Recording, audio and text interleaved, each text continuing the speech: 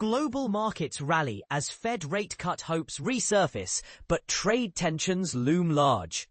The financial world is buzzing with renewed optimism as stock markets rebound and the dollar weakens, fueled by growing expectations of further interest rate cuts from the US Federal Reserve.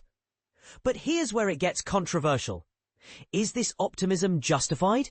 Or are investors underestimating the ongoing US-China trade war's potential to derail the recovery?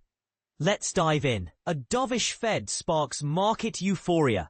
On Wednesday, global stocks clawed back some of their recent losses, with the Euro Stoxx 600 climbing 0.6%. This rebound was largely driven by comments from Fed Chair Jerome Powell, who hinted at the possibility of additional rate cuts this year. Powell's dovish tone, particularly his suggestion that the Fed's balance sheet reduction might soon end, has investors betting on a more accommodative monetary policy.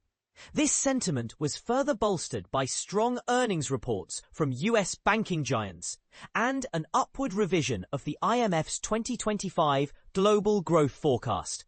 French stocks soar on LVMH earnings, but political risks persist. French stocks were the standout performers, surging 2.4% after luxury giant LVMH reported robust earnings, sending its shares up by 12%. However, this rally comes against a backdrop of lingering political uncertainty.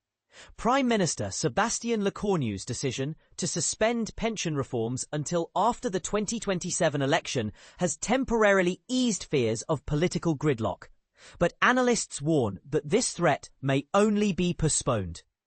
French government bond yields fell to their lowest levels since August, reflecting reduced political risk, but the situation remains fluid. Dollar weakens as risk appetite returns. The US dollar slipped 0.2% against a basket of currencies, with the yen and Australian dollar leading the gains.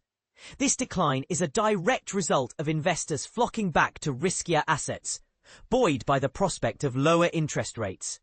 However, the dollar's weakness also underscores the fragile nature of market sentiment, as evidenced by gold prices breaching the $4,200 mark for the first time, a sign of lingering uncertainty. US-China trade war, a persistent threat. And this is the part most people miss.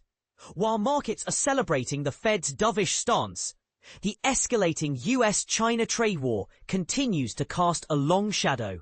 President Donald Trump's announcement of additional 100% tariffs on Chinese goods, coupled with Beijing's expanded export controls on rare earths, has heightened tensions.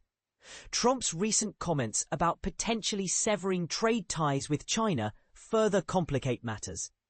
As Tony Sycamore, a market analyst at IG, aptly noted, achieving a lasting truce won't be easy, and markets must remain cautious. Economic strain in China adds to concerns. Adding to the complexity, China's economic data reveals persistent deflationary pressures, with both consumer and producer prices falling in September. This raises questions about the global growth outlook, particularly as the IMF's revised forecast still hinges on a benign trade environment. With MSCI's Asia-Pacific Index rising 2.1%, investors seem to be brushing off these concerns. But is this optimism warranted? Oil prices slip on supply surplus fears. Meanwhile, oil prices edged lower as investors weighed predictions of a supply surplus in 2026.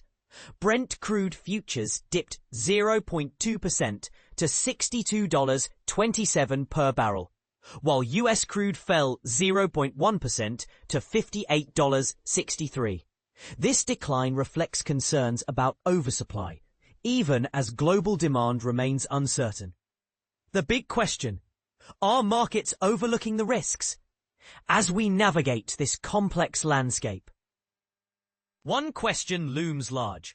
Are investors too focused on the Fed's dovish signals and ignoring the significant risks posed by the US-China trade war and global economic strains? While the current rally is undoubtedly encouraging, it's crucial to approach this optimism with a healthy dose of caution. What do you think? Are markets underestimating the potential fallout from these geopolitical and economic challenges? Share your thoughts in the comments below. We'd love to hear your perspective.